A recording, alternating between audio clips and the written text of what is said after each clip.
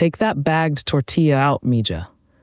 Go on, take one out of the packet in your kitchen and fold it in half slowly and listen. There it is, that dry little crack along the fold, like you folded a sheet of paper. Now hold it up near your face and smell it. Underneath the flour there is something faintly sour that is not flour and is not fat and is not anything your grandmother would have recognized. And you have been folding that around your food for years and calling it a tortilla. And maybe you tried once, it looked like nothing, flour and water, how hard. And the dough fought you the whole way, springing back every time you rolled it, shrinking on the pan, coming off stiff as a roof tile, and cracking worse than the bag when you folded it. And you decided that tortillas were one of those things your hands were simply not going to do. Sit down, mija. I have to tell you two things, and the first one is going to sound too small to be true. Your dough was fine, your hands were fine, the rolling was fine. What nobody told you is that the dough has to be left alone twice, and that almost every stiff tortilla in this country was made by a woman who did everything right and did it all in one go. That is it. That is the whole of the first secret, and it is not skill, it is patience. And the second thing, and this one is mine, from 30 years of feeding people who paid, a tortilla is not finished when it comes off the pan. It is finished afterwards in the stack under the cloth, steaming quietly against the ones underneath it. That is where it turns soft. And what almost everybody does is take them off and lay them out flat on a plate or a rack to cool, the way you would with a biscuit, and every one of them sets stiff while you watch. You did the hard part correctly, and then you undid it in the last 30 seconds, and nobody ever told you, because in a house where somebody made them every day, the cloth was just always there, and no one had to explain it. You know me, I am Lupita. I cooked in a fonda for 30 years, 40 covers a day, 6 days a week. On a Saturday, we would roll 80 of these before the doors opened, and the 80th one had to be as soft at 3 in the afternoon as the first one was at noon. That is a different problem from making a dozen for your own table, and it taught me things a home kitchen never has to learn.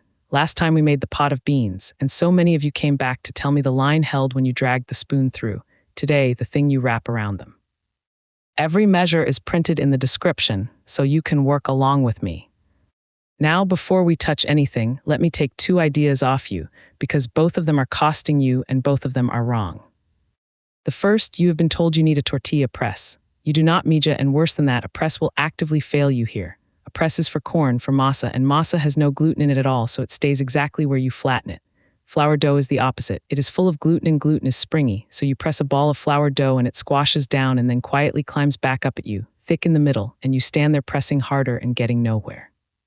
Every one of those presses sold with a picture of a flour tortilla on the box was sold to somebody who was going to be disappointed. A rolling pin, a wine bottle, a length of broom handle, any of them will beat the press. The second one is in half the recipes written down in this country, and it is baking powder. People put it in because they have been told it is what makes the tortilla puff. It is not. The puff has nothing to do with leavening, mija, nothing at all, and I am going to show you exactly where it comes from in a minute.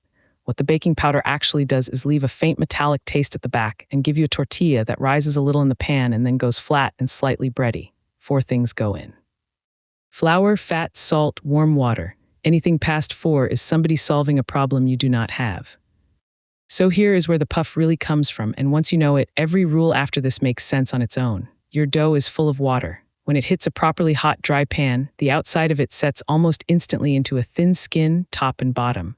The water in the middle turns to steam. And that steam is now trapped between 2 skins with nowhere to go, so it pushes and the whole tortilla balloons up. That is the puff. It is steam, and it is the sign that the inside has split itself into 2 soft layers, which is exactly what you want. And that tells you the 2 things that matter. The pan must be genuinely hot, so the skin's set fast enough to trap it, and the tortilla must be rolled thin and even, so the steam can reach both skins at once instead of getting lost in a thick middle. Now the method in order, and it is printed word for word in the description. You need 3 cups of plain flour, 1 teaspoon of salt, 1/3 of a cup of fat, and manteca is the old way and the better flavor, but if you will not use lard, then softened butter or shortening will make you a good tortilla, and I am not going to argue with you about it. And about 1 cup of very warm water, warm like bath water, not hot.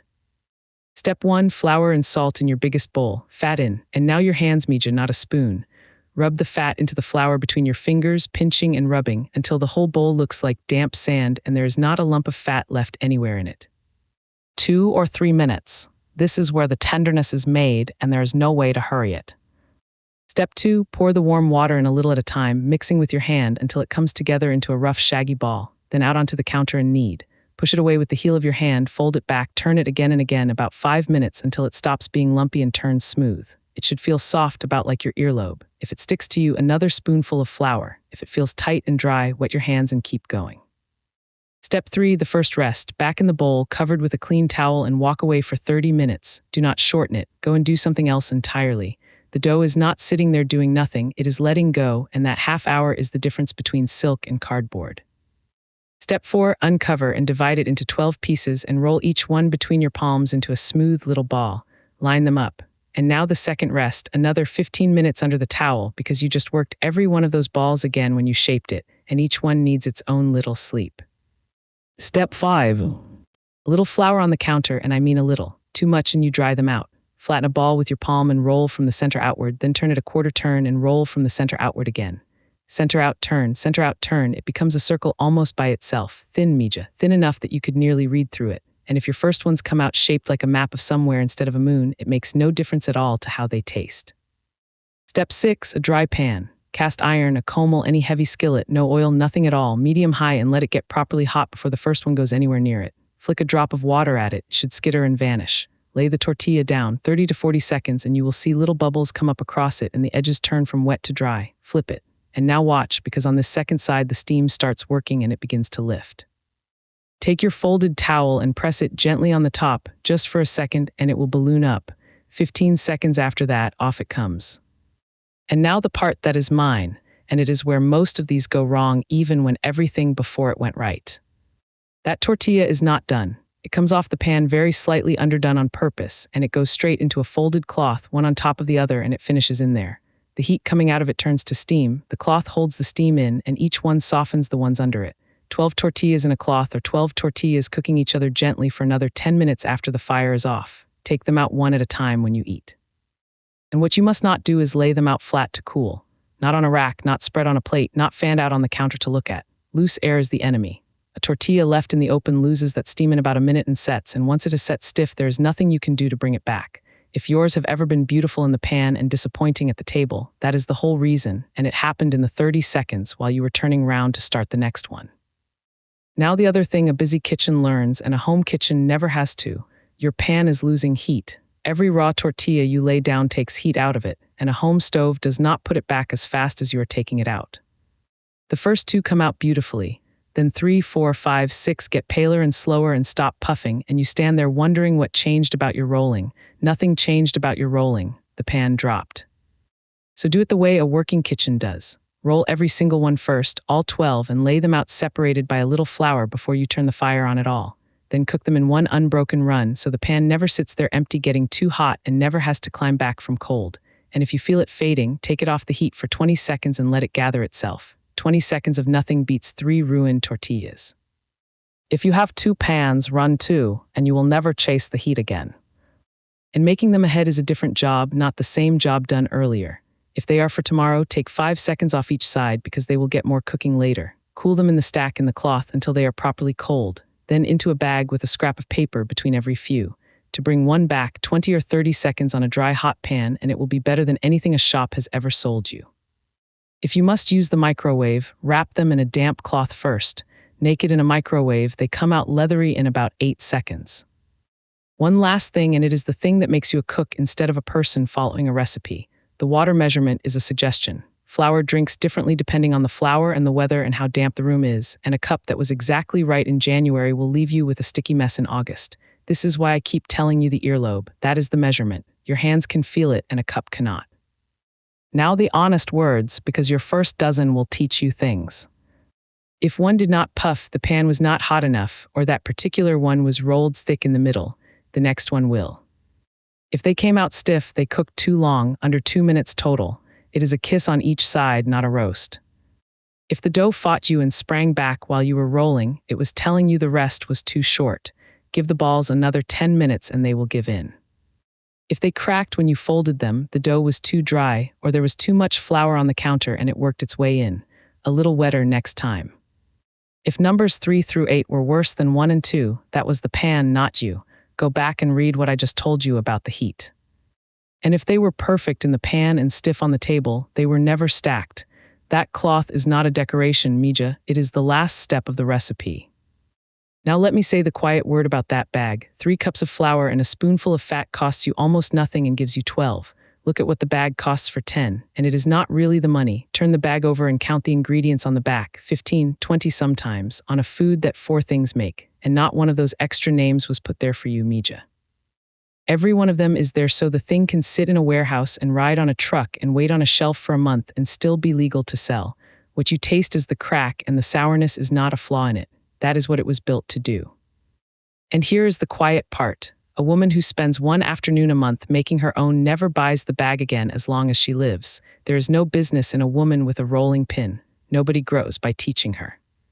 So the teaching stopped, and 2 generations later people believe their hands cannot do it, when their hands were only ever waiting to be shown. So make it survive the way a kitchen does. Make a double batch on a Sunday, cook everyone, cool them in the cloth, and freeze them flat with a bit of paper between them. 30 seconds on a dry pan brings one back from frozen softer than anything you can buy. 1 afternoon a month, mija, and nobody in your house eats cardboard again. And do not wait until you are good at it to start doing that. My first month in the fonda, I made some that were thick on one side and some you could see daylight through, and every single one of them went out on a plate and came back eaten. Nobody has ever sent a warm tortilla back, mija. Your family will not measure them. They will pick them up out of the cloth while they are still too hot to hold properly, the way people always have, and they will not say anything at all, and that silence is the compliment. So here is what I would ask of you. Make the dough this weekend. The flour is already in your cupboard. And when the first one balloons up in your pan, come back and tell me in the comments the exact moment it went, because I know how that feels and I read every one. And be honest with me about how many years you have been buying the bag. You are not the only one, and this is where we all put that down. And tell me your county, and whether there is still a comel in your family that somebody's mother cooked on, because those pans outlive all of us, and I like to know where they ended up. Next time in this kitchen, the rice, the one that comes out loose and separate instead of sticky, and the one thing everybody does at the beginning that guarantees it never will, bring a heavy pan with a lid. So today you take the flour that has been sitting in your cupboard. You rub the fat in with your fingers until it is damp sand. You bring it together and you knead it soft as your earlobe, and then you leave it alone twice the full time because the leaving alone is the recipe. You roll every one before you light the fire. You lay them on a dry hot pan and you watch your own tortilla lift up off the metal, and then you put it in the cloth, mija, and you let it finish there. The women who fed whole families with their own 2 hands were not more talented than you, mija. They knew 4 things and 2 rests and a folded cloth, and they had the patience for all of it. Nobody in that kitchen thought they were doing anything clever. They were just not in a hurry, and being in a hurry is the only thing that has ever ruined a tortilla. And that patience is the only ingredient that was ever actually hard to find.